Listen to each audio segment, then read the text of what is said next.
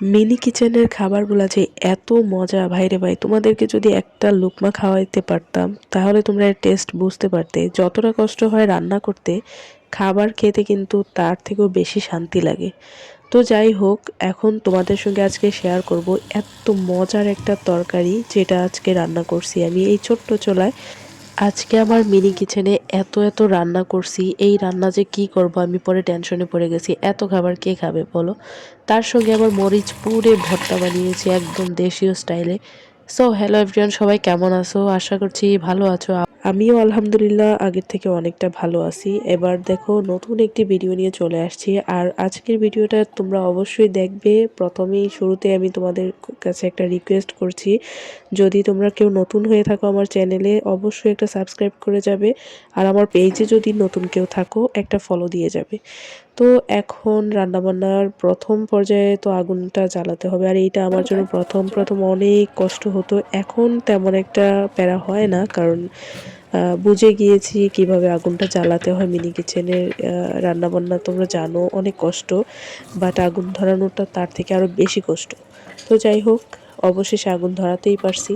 তো এখন গরম পানিটা আগে বসিয়ে দিছি, ভাত বসাবো তাই চালটা ধুয়ে নিলাম। অনেকেই দেখি মিনি কিচেনে যারা রান্না করে চালটা কেমন যেন ধোয়া হয় না, আমার কাছে মনে হয় আর কি, আমার এটা ব্যক্তিগত অপিনিয়ন। আমি প্রত্যেকটা জিনিস একেবারে বড় চুলায় রান্না করলে যেরকমটা ধুয়ে রান্না করতাম ঠিক সেভাবেই ধুয়ে ব্যবহার করি, কারণ আমরা এই খাবারগুলো খাই ভাই, না খাইলে এক কথা ছিল।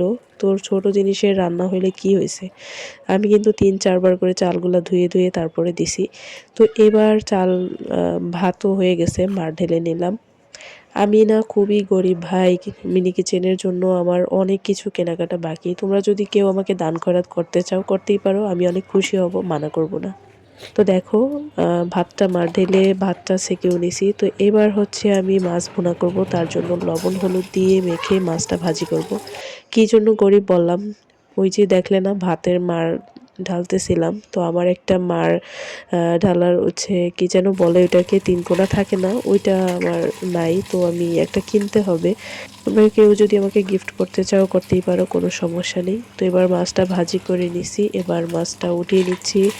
তো দেখো আশেপাশে কিন্তু পরিবেশটা ভীষণই সুন্দর। আমার কাছে তো মনে হয় আমি এই ছোট ছোট রান্নাঘর, ছোট ছোট সব কিছুর মধ্যে আমিও ছোট হয়ে যাই, একদম লিলিপট যার বলে।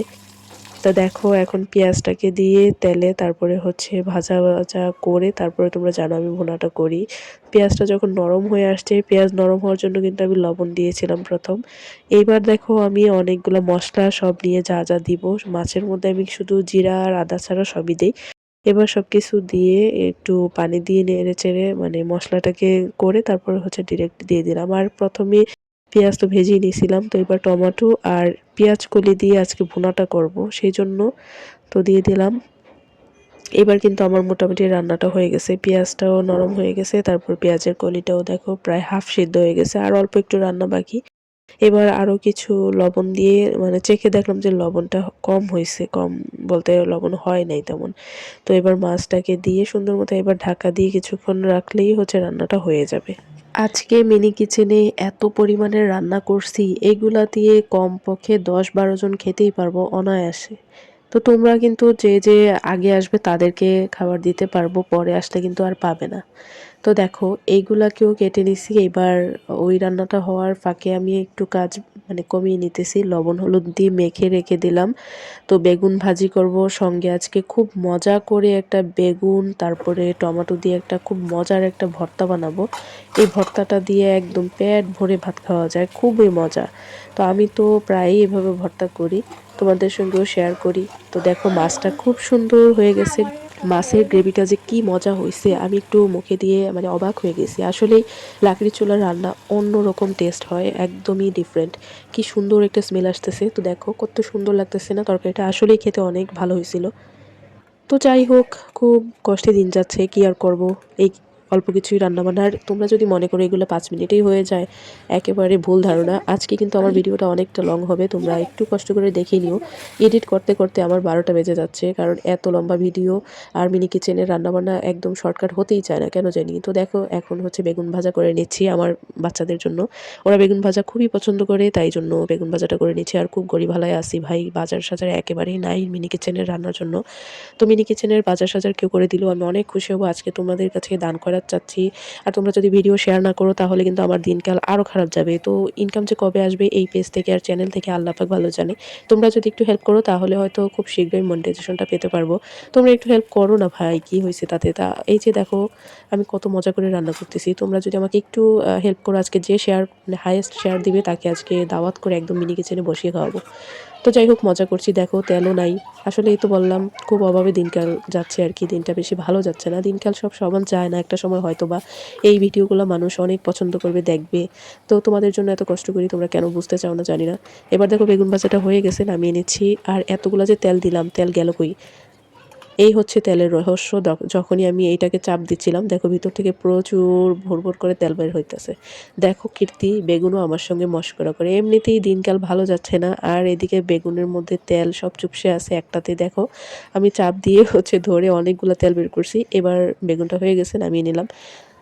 তো কি আর করা, তোমরা যদি আমার ভিডিও দেখো ভালো লাগে অবশ্যই শেয়ার দিবে, আর লাইক কমেন্ট তো আছেই করবে।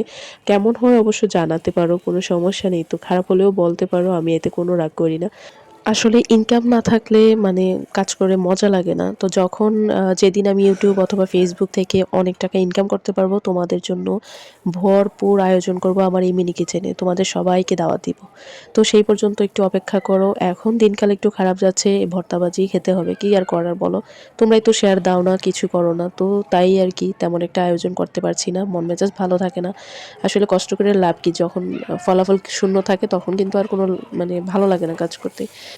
তো দেখো এখন হচ্ছে বাকিগুলাকে ভেজে নিচ্ছি। তো এই যে দেখো চাপ দিলেই প্রচুর তেল, আমি কিন্তু অনেকগুলো তেল দিচ্ছি। আমি তো অবাক হয়ে গেছি যে এই 3টা বেগুন ভাজাতে এত পরিমাণ তেল লাগলো, সত্যি অনেক তেল লাগছে। তো এবার দেখো আমি এখন খুব সুন্দর পোড়া পোড়া করে এগুলাকে করে নিচ্ছি। পোড়া পোড়া যখন হয়ে আসবে, এই যে প্রায় হয়ে গেছে, 90%ই হয়ে গেছে, আর অল্প একটু বাকি। এবার এটাকে নামিয়ে নিতে হবে, একটু পরেই নামিয়ে নেব। তো দেখো এবার নামিয়ে নিলাম। এবার 2টা মরিচ ও শুকনা মরিচ এখানে এই আগুনে পুড়ে নিব। আমার রান্না কিন্তু শেষ, এখন এই মজাদার ভর্তাটা করে তারপরে ভাত নিয়ে বসবো, এক থালা ভাত। তো দেখো পুড়ে নিলাম, মরিচ পোড়া দিয়ে এই ভর্তাটা কী যে মজা লাগে। তোমাদেরকে যদি আমি 1 লোকমা ভাত খাওয়াইতে পারতাম তাইলে হয়তো শান্তি লাগতো, তোমরাও বুঝতে যে আসলেই এই চুলার রান্না যে কতটা মজা। এবার অল্প একটু পেঁয়াজ দিয়ে তারপরে ধনিয়া পাতা, পরিমাণ মতো লবণ, লবণ দিয়ে তো ভাজির সময় ভাজলাম, সেই জন্য একটু কমই দিলাম। তো দেখো এখন সবগুলোকে একসঙ্গে মিশিয়ে এখন আমি মেখে ভর্তাটা হাতে মেখে বানাচ্ছি। তোমরা চাইলে এখানে সরিষার তেল ইউজ করতে পারো। আজকে আমার মিনি কিচেনে সরিষার তেলও ফুরিয়ে গেছে, মানে অভাবীর সব দিকে হচ্ছে অভাব লাগে। যাই হোক, এবার একটা বড় বেগুনকে পোড়া দিতে চাচ্ছিলাম এই আগুনে, কিন্তু হবে কিনা বলতে পারি না। মানে কাজে লাগানো হচ্ছে কথা, আগুনটা দেখে ভীষণই ভালো লাগতেছিল, মন চাচ্ছিল একটু পুড়ে কিছু একটা ভর্তা বানাবো। তো বাকি যে বেগুনটা ছিল সেটাকে কেটে ধুয়ে সুন্দর করে এখন চুলাতে দিয়ে রাখলাম। তো জানি না লাস্ট পর্যায়ে হবে কিনা। এখন হচ্ছে ভর্তাটা হাতে মেখে করে নিছি, আর আমার তো একদম লোভ সামলাতে পারছি না। এবার এই প্লেটে বসে যাব, ভর্তা একটু সাইড করে যতটুকু দরকার ততটুকু রেখে হচ্ছে ভাত নিয়ে নিচ্ছি। তো দেখো ভর্তা একটু রেখে দিলাম, কারণ এত বড় প্লেট সব কিছু নিলে তো জায়গায় হবে না বলো। তো ভাত খাবো কিভাবে? এই যে আমার ভাতগুলো কি সুন্দর ঝরঝরা যে হয়েছিল না। এখন ভাতও নিয়ে নিতেছি।